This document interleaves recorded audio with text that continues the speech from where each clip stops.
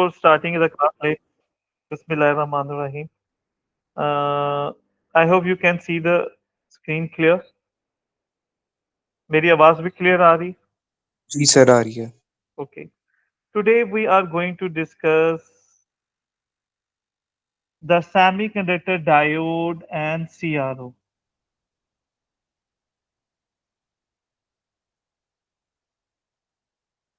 So you previously, semiconductor diode used to be discussed in uh, a lot of detail, but now it is not required for due to that change in syllabus.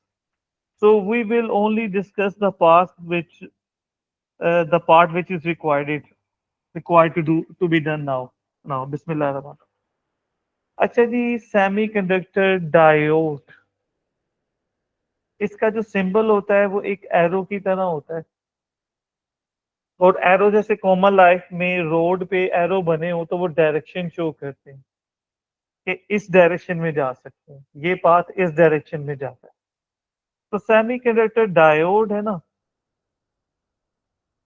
इसका जो main function है, it allows the current to flow only in one direction. Like ये arrow आपको नजर आ रहा है और एक एरो के आगे एक ट्रायंगल बनी हुई है ना, उसके आगे एक ब्लॉकिंग लाइन है। अच्छा, ये वाला एरो राइट साइड की तरफ जा रहा है, मींस जो भी करंट इस एरो की डायरेक्शन पे जाएगा ये उसको फ्लो होने देगा। लेकिन जो भी करंट इस एरो के ऑपोजिट आएगा, तो यानी वो इस तरफ से इस वॉल से समझो ब्लॉक हो जाएगा, फ्लो नहीं होने देगा।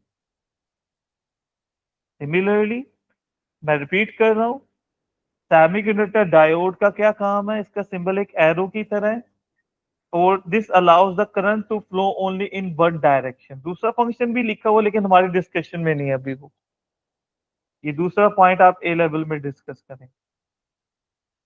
तो अब ये डायोड है ना, इसका एरो इस तरफ है और ट्राइंगल के सामने एक ब्लॉकिंग सी वॉल लगी हुई है, यानी मींस जो करंट लेफ्ट की तरफ एरो जा रहा है, जो करंट लेफ्ट की तरफ जाएगा उसे पास होने देगा, लेकिन जो इसकी ऑपोजिट डायरेक्शन से आएगा ये उसको पास होने नहीं देगा।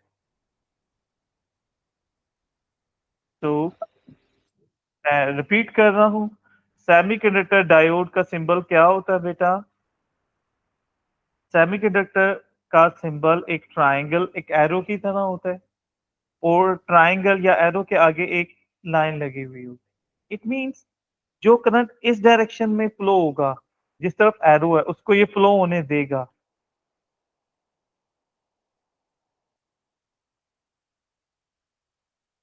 यानी जो करंट इस डायरेक्शन में जा रहा है उसको ये फ्लो होने देगा।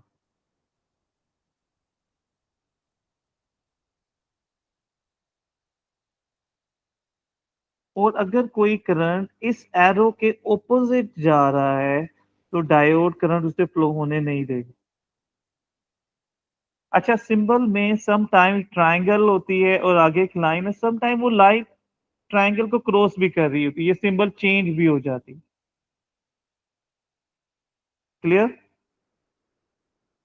तो इसमें जो एरो लेफ्ट साइड की तरफ जा रहा है, इट मींस जो करंट लेफ्ट की तरफ जा रहा है, क्योंकि एरो लेफ्ट की तरफ है, ये उसको अलाउ करेगा।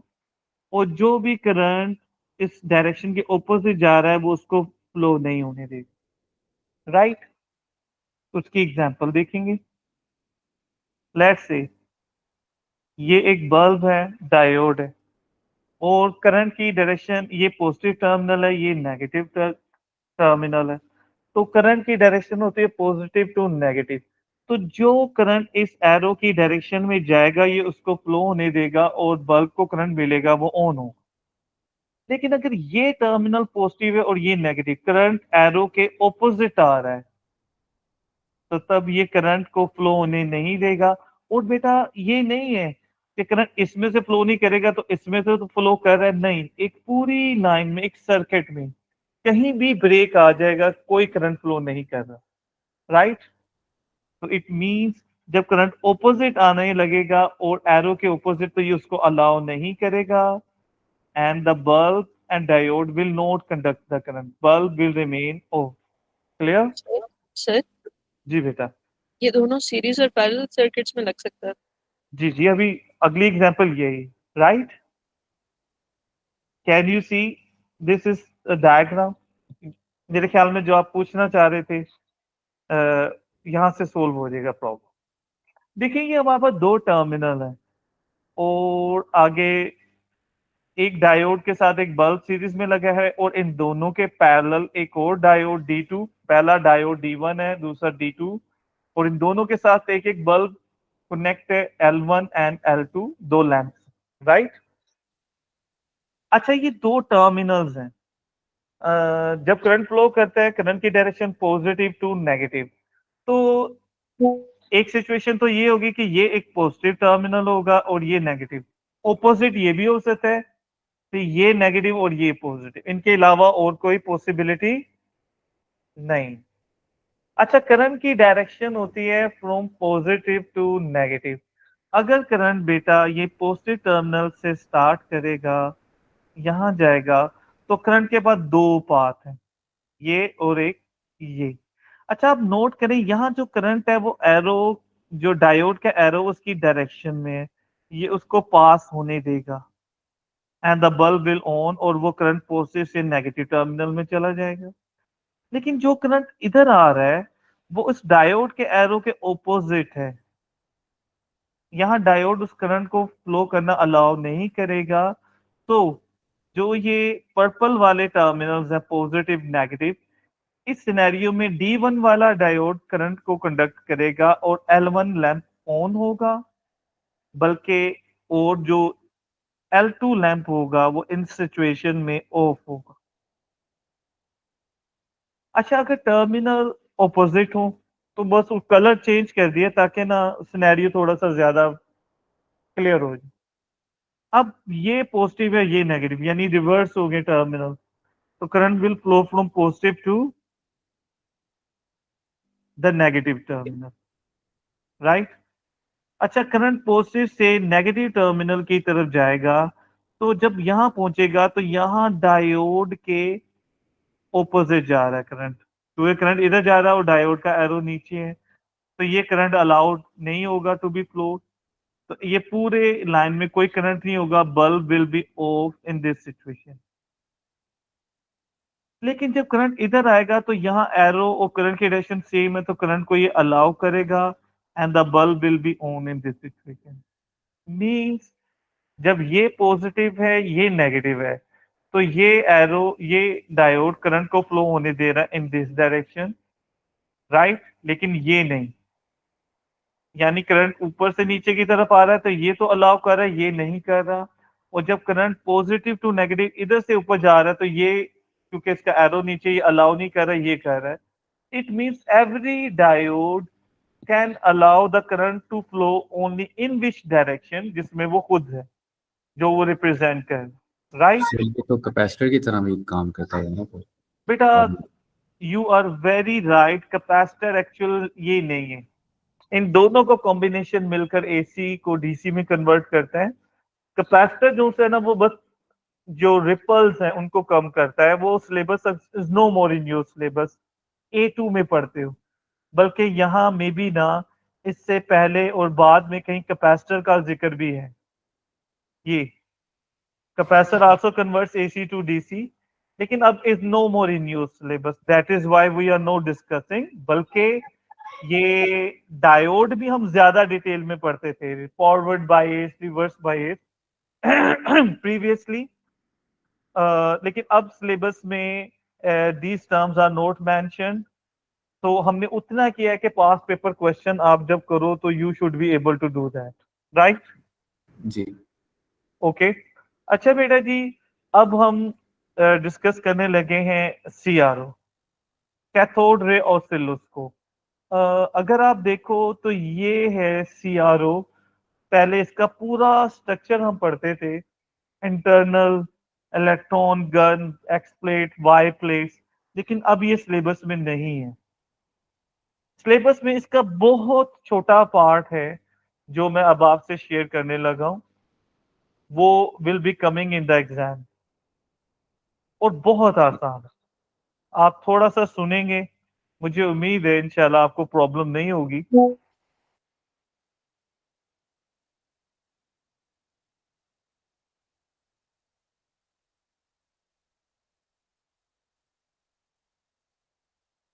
तो मैं स्क्रीन शेयर करने लगूं, just give me a minute.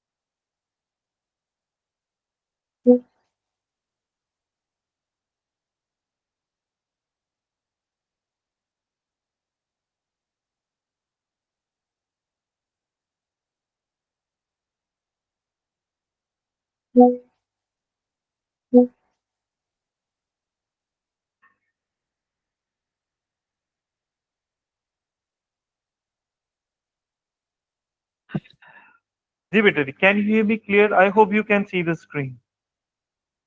बेटा जी, if you will take the screenshot of this is what all we have to do, and that is going to be quite an easy thing. Beta, coming back to the actual name, cathode ray oscilloscope, वैसे मतलब क्या बनता है? Cathode negative terminal को कहते हैं और negative charge electron की वजह से होते हैं। कैथोड रे, रे कह सकते हैं बीम, तो cathode ray means electron beam. Oscilloscope, oscillator, oscillate से निकला है, रोटेट करना। तो मतलब अगर हम ट्रांसलेशन समझे ना सीआरओ की, तो it is an electron beam rotator. देखो बेटा, सीआरओ इज द एब्रिविएशन, इसका शॉर्ट। एक्चुअल में हम इसमें एक इलेक्ट्रॉन बीम को मूव करते हैं ऑन अ फ्लोरेसेंट स्क्रीन। वो स्क्रीन जैसे मेरे लैपटॉप की स्क्रीन है, तो मैं उस पे स्टाइलस को मूव करता हूं तो मैं कुछ लिख लेता हूं, राइट? इसी तरह जैसे लाइक दिस, ये मैं ड्रॉ कर रहा हूं।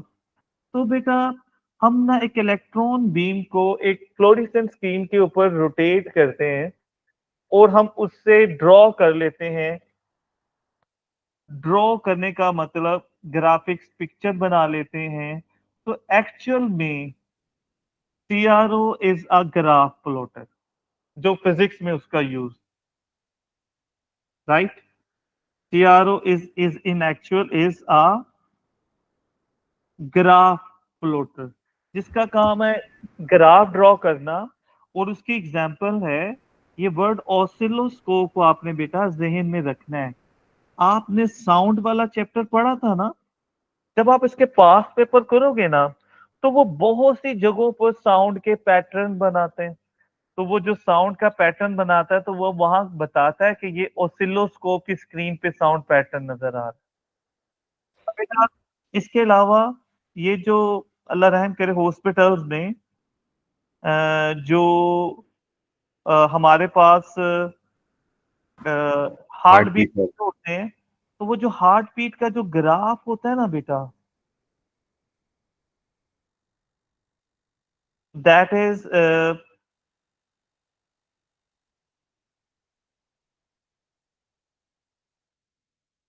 ग्राफ, जो हार्ट बीट का ग्राफ होता है ना बेटा, वो उसको जो ड्रॉ कर रहा है वो ये कैथोड रे ऑसिलोस्कोप है। तो एक्चुअल में ना, एक बात बताऊं कि ये जो हमारे पास ग्राफ प्लॉटर है ना, तो ग्राफ की एडवांस फॉर्म ग्राफिक्स है, राइट? ग्राफिक्स से निकलता है पिक्चर। तो बेटा, वो जितने भी हमारे पास पुराने वाले टेलीविजन, मॉनिटर्स, ये सारे सीआरओ की एडवांस फॉर्म थे। यानी अब हमारे घरों में जो टेलीविजन स्क्रीन हैं, कंप्यूटर स्क्रीन हैं, वो एलसीडी एलईडी फ्लैट है ना, लेकिन जितने पुराने डब्बे वाले टेलीविजन थे ना, स्क्रीन्स थी, तो बेटा they were actually the advanced form of this CRO. अच्छा, CRO ग्राफ प्लॉट करता है वोल्टेज टाइम का, तो एक्चुअली माइक के थ्रू हम साउंड को वोल्टेज या इलेक्ट्रिक सिग्नल में कन्वर्ट कर लेते हैं, तो साउंड और हार्ट बीट की भी साउंड को ही वो वोल्टेज में कन्वर्ट करते हैं, हम वोल्टेज और टाइम का ग्राफ ड्रॉ करते हैं। तो CRO voltage time graph draw करता है, तो यू कैन सी कि वाई एक्सिस पर वोल्टेज है और एक्स एक्सिस पर टाइम। ये ऐसा ही होता है, ये चेंज नहीं होगा। Right, clear? तो बेटा आपने एक बात नोट करनी कि जब हम ग्राफ बनाते हैं एटीपी में कोई भी, तो उसमें जो सबसे बड़ा चैलेंज होता है ना, वो ये होता है कि हमने एक स्क्वायर की वैल्यू कितनी रखनी। उसके बाद मेरे ख्याल में ग्राफ बनाना सबके लिए आसान हो जाता है, उसके बाद कोई इतना इशू नहीं होता ग्राफ बनाना। क्लियर? तो बेटा जी, ये ग्राफ में जो एक बॉक्स है, आई होप यू कैन सी, ये बॉक्स आपको ग्रिड नजर आ रहा है, स्क्वायर। तो ईच ग्रिड या स्क्वायर की जो लेंथ है, साइड है, चाहे वो वर्टिकल में है चाहे वो हॉरिजॉन्टल में है, दैट रिप्रेजेंट्स 1 सेंटीमीटर। ये वर्टिकल भी और ये हॉरिजॉन्टल भी। तो जब हम ना ग्राफ बनाना होता है, तो हम ना सपोज कर लेते हैं, ये हम एडजस्ट कर सकते हैं, ये सीआरओ की असल शेप ये है बेटा, सीआरओ की जो असल शक्ल लैब में, ठीक है।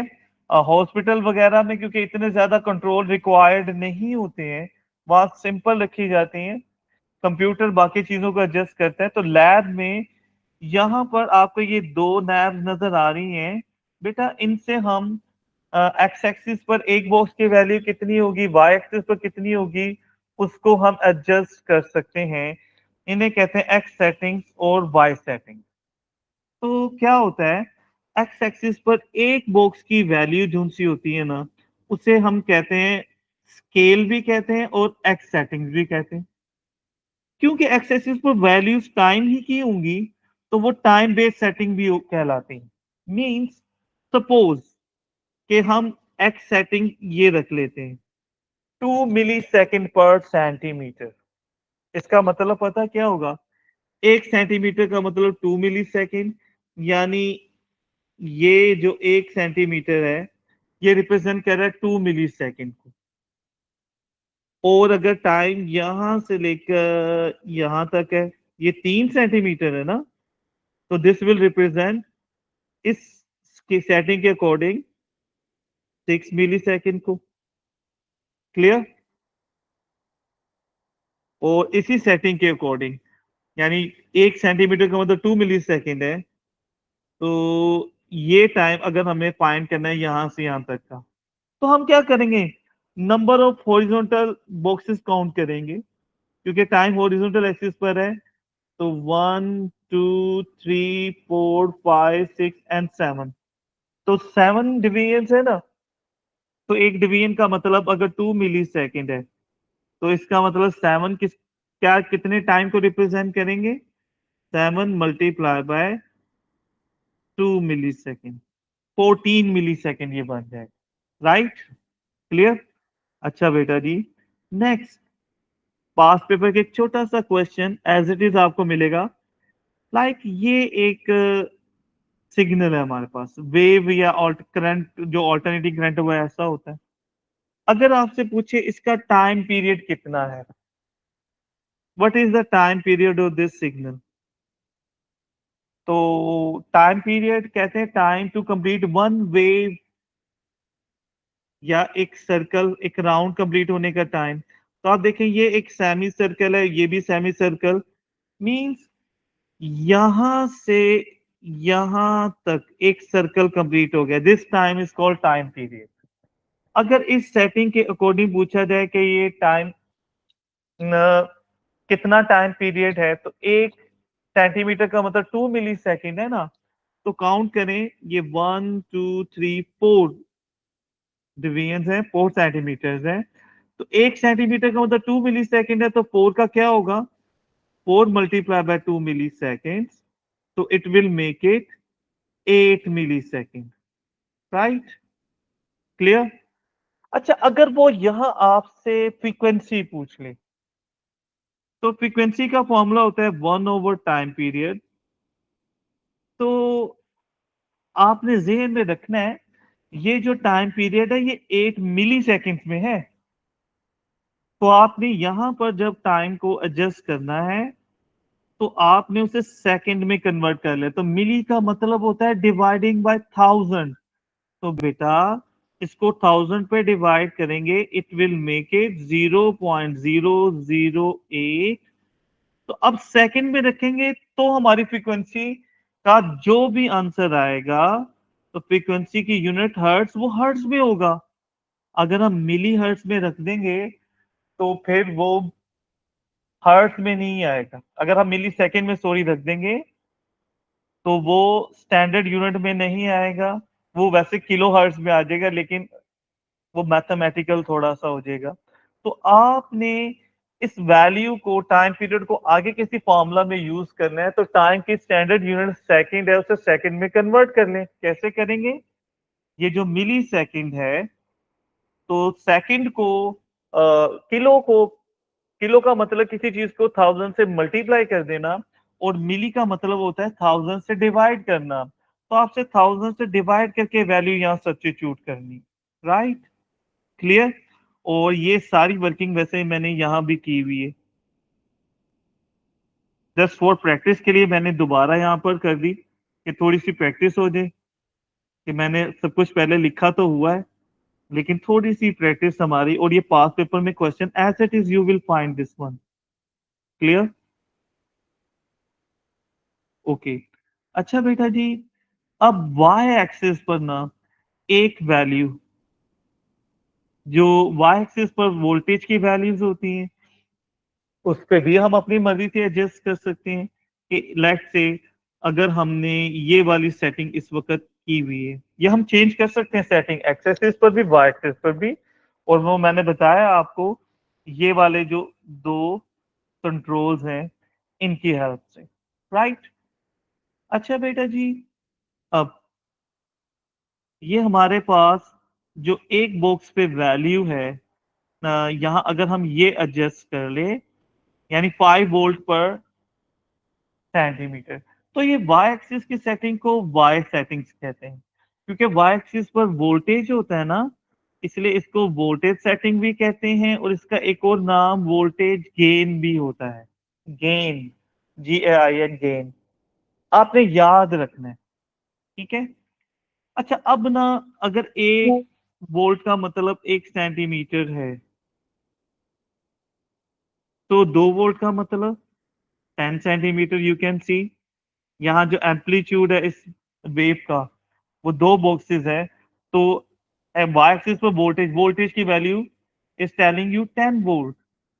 सिमिलरली आप देखिएगा, ये एक ग्राफ नजर आ रहा है ना, ये जो स्ट्रेट लाइन हॉरिजॉन्टल ग्राफ है, ये एक डीसी करंट को रिप्रेजेंट करता है, डायरेक्ट करंट। ये भी एक डायरेक्ट करंट है, लेकिन ये जो वेव वाला करंट है वेव फॉर्म में, बेटा दैट इज ऑल्टरनेटिंग करंट, जो डायरेक्शन और अमाउंट दोनों चेंज, मैग्नीट्यूड दोनों चेंज होती है। तो देखिए, अगर अकॉर्डिंग टू दिस सेटिंग, यही जो 5 वोल्ट पर सेंटीमीटर, अगर कोई पूछे कि ये कितने वोल्टेज है, तो आप देखेंगे ये जीरो से कितना ऊपर है, 3 डिवीजन ऊपर है ना, तो एक डिवीजन का मतलब 5 है, तो 3 डिवीजन के लिए हो जाएगा 5 मल्टीप्लाई बाय 3, 15 वोल्ट, राइट। अच्छा, अगर हमें इस वाले डीसी का वो पूछे कि इसका वोल्टेज कितना है, तो how we are going to tell, तो हमने नोट करना है कि जीरो से कितने बॉक्सेस तक वो गया नीचे, कितनी डिवीजन है, 1 2 3 4 5, 5, और हर साइड की वैल्यू, हर एक सेंटीमीटर की वैल्यू भी 5 वोल्ट है, तो ये 25 वोल्ट, लेकिन -25 वोल्ट हो जाएगा। क्योंकि it is below the zero, right. Similarly मैं फिर रिपीट कर रहा हूं कि ये जो बीच में हमने ये ब्राउनिश बनाया है ट्रैक, ये जो पैटर्न है ये डीसी का नहीं होगा, ये जो वेव वाला ये ऑल्टरनेटिंग करंट को रिप्रेजेंट करेगा। तो अगर आपसे कोई पूछ लेता है कि ये ऑल्टरनेटिंग करंट का एम्पलीट्यूड एम्पलीट्यूड कितना है, तो एम्पलीट्यूड कहते हैं मैक्सिमम हाइट को, राइट। तो ये मैक्सिमम हाइट कितनी डिवीजन से गई है? 2। तो अगर इस स्केल के अकॉर्डिंग देखेंगे 1 सेंटीमीटर का मतलब 5 वोल्ट है, तो 2 का 10 वोल्ट होगा। क्लियर? तो ये होता है फाइन, यानी टाइम फाइंड करना है तो हमें एक्स एक्सिस के अलोंग डिवीजन काउंट करनी है। हॉरिजॉन्टल डिवीजन, डिवीजन का मतलब ये सेंटीमीटर्स या स्क्वायर्स कह लें, और फिर उसको एक बॉक्स की वैल्यू से मल्टीप्लाई करते हैं, उसे सेटिंग कहते हैं। और इसी तरह जब हमने वोल्टेज फाइंड करना है तो हमने वर्टिकल वाले जो डिवीजन्स, स्क्वायर्स या सेंटीमीटर काउंट करने हैं और उन्हें उस वाई सेटिंग्स के वोल्टेज की सेटिंग, जिसे वी गेन, वोल्टेज गेन, जानबूझ के मैं नाम चेंज करके लिख रहा हूं ताकि आदत रहे, उससे मल्टीप्लाई कर देते हैं। लाइक जैसे ये वाला वोल्टेज कैसे फाइंड किया था हमने, 3 डिवीजन थी, तो एक डिवीजन अगर 5 वोल्ट है फॉर एग्जांपल, तो 4 जो भी सेटिंग उससे मल्टीप्लाई कर देना, राइट। क्लियर? वो चेंज कर सकते हैं। अच्छा, अब एक पॉइंट थोड़ा सा टेक्निकल है, वो ये है, देखिए बेटा, ये जो पॉइंट मैंने यहाँ लिखा है कि voltage gain inversely proportion to height है, time based setting inversely proportion to width है, एक्चुअल ये जो सेटिंग है ना, ये ग्राफ के साइज के इनवर्स प्रोपोर्शन है। मतलब क्या है? इसका मतलब ये है कि जब हम, बेटा किसी को हमने ना कोई अमाउंट पे करनी, लेट्स से हमने 10,000 रुपीज पे करने किसी को, तो आप ना 1000 वाले नोट यूज करोगे तो नोट करना 10 नोट्स दोगे, है ना। लेकिन अगर आप 5000 नोट बड़े कर लें तो आप नोट सिर्फ 2 दोगे, लेकिन होंगे तब भी 10,000। मीन्स कि जैसे आप नोट को बड़ा कर लेते हो ना, तो करेंसी नोट की तादाद छोटी, कम नोट देने पड़ते, अमाउंट उतनी रहती है। लेकिन जैसे आप वही 10,000 1000 की बजाय 10,000 के लिए 1000 के 10 नोट देने थे ना, अगर आप 500 के नोट यूज करो तो आपको 20 देने पड़ेंगे। अब आप 100 के नोट अगर दो तो 100 नोट ही देने पड़ेंगे। 10 रुपी वाले नोट दो तो वो 1000 नोट देने पड़ेंगे। यानी आप नोट छोटा करते जा रहे हो तो नोटों की तादाद ज्यादा, अमाउंट वही बन रही है। ऐसा ही बेटा, अब आप नोट करें कि ये जो 10 वोल्ट है, ये जो 10 वोल्ट है, ये 5 वोल्ट पर सेंटीमीटर के लिए की रिस्पेक्ट से हमें 10 वोल्ट को रिप्रेजेंट करने के लिए 2 बॉक्सेस रिप्रेजेंट करने पड़ रहे थे ना, 2 की हाइट तक जा रहा था ना, है ना, यहां से यहां तक। लेकिन अगर हम सेटिंग को चेंज कर दें, 10 वोल्ट ग्रीन वाली सेटिंग कर दें, तो आपने एक बात नोट करना है, वही 10 वोल्ट अगर हम ये सेटिंग यूज कर दें तो वही 10 वोल्ट 1 सेंटीमीटर है, तो उसी 10 वोल्ट को रिप्रेजेंट करने के लिए सिर्फ हमें एक बॉक्स की हाइट तक जाना है। तो देखो ग्राफ छोटा नहीं हो गया हमारा। सिमिलरली 2 मिली सेकेंड किस लिहाज से, इस 8 मिली सेकेंड के लिए हमें 4 बॉक्सेस रिक्वायर्ड थे। लेकिन अगर हम अपनी सेटिंग को इंक्रीज कर दें, 4 मिली सेकेंड पर सेंटीमीटर ले लेते हैं फॉर एग्जाम्पल, सेटिंग को हम इंक्रीज करके 4 मिली पर सेकेंड को, तो वही 8 के लिए हमें कितने बॉक्स रिक्वायर्ड होंगे? देखें 2 बॉक्सेस में ये कंप्लीट हो गया, और रिप्रेजेंट अभी भी वो 10 मिली सेकेंड को ही कर रहा है। मींस आपने एक बात नोट करनी है, हमने टाइम बेस्ड सेटिंग को इंक्रीज कर दिया, 2 से 4 कर दिया, वोल्टेज की सेटिंग को भी 5 से 10 कर दिया है। तो वो जो हमारा ब्राउन वाला ग्राफ था ना बेटा, वो आपने नोट करना, वही ग्राफ कन्वर्ट हो गया ग्रीन वाले में, छोटे वाले। हमने सेटिंग्स को इंक्रीज किया है तो ग्राफ छोटा हो गया है। इसका ऑपोजिट भी है, अगर हम सेटिंग को डिक्रीज कर दें, यानी 5 वोल्ट को 2 वोल्ट पर सेंटीमीटर ले, यानी 1 सेंटीमीटर को 2 वोल्ट, और ऑपोजिटली हम 2 मिली सेकेंड को 1 मिली सेकेंड रिप्रेजेंट कर दें, तो नोट करना है आपने वही जो ग्राफ ब्राउन, वो ये बड़े वाला हो जाएगा ब्लू वाला ग्राफ, यानी अब उसकी हाइट 5 वोल्ट तक जाएगी उसकी हाइट। क्यों? 1 वोल्ट का मतलब 2 वोल्ट है, तो 10 वोल्ट के लिए हमें 5 डिवीजन 5 स्क्वायर तक हाइट जाएगी। और 8 मिली सेकेंड के लिए जहां हमें ब्राउन में 4 बॉक्सेस चाहिए थे, अगर हमने 1 मिली सेकेंड कर दिया ना, 1 मिली सेकेंड पर सेंटीमीटर, तो उसी 8 मिली सेकेंड के लिए 8 स्क्वायर में एक वेव कंप्लीट हो रही है। यानी हमने सेटिंग को डिक्रीज किया तो ग्राफ बड़ा हो गया है। Will you remember? It means कि सेटिंग का जो साइज है वो ग्राफ के साइज के इनवर्स प्रोपोर्शन, जितनी सेटिंग्स बड़ी, जैसे जितने बड़े करेंसी नोट यूज करेंगे, नोटों की तादाद कम है, यानी कम स्पेस कवर करेंगे हम, थोड़े से नोट भी अमाउंट पूरी कर देंगे। लेकिन अगर हम नोट छोटे यूज करें तो बहुत ज्यादा नोट यूज करने पड़ेंगे करेंसी के, वो जेब भर जाएगी, ज्यादा स्पेस कवर करेंगे। तो सेटिंग्स भी, सेटिंग का मतलब स्केल्स, एक्स एक्सिस पर टाइम होता है तो टाइम बेस्ड सेटिंग, और वोल्टेज सेटिंग जो वाई एक्सिस पर है, इनको हम जितना बड़ा रखेंगे हमारा ग्राफ उतना छोटा बनेगा, और इनको जितना छोटा करेंगे ग्राफ उतना बड़ा होगा। क्लियर बेटा जी? Is it fine?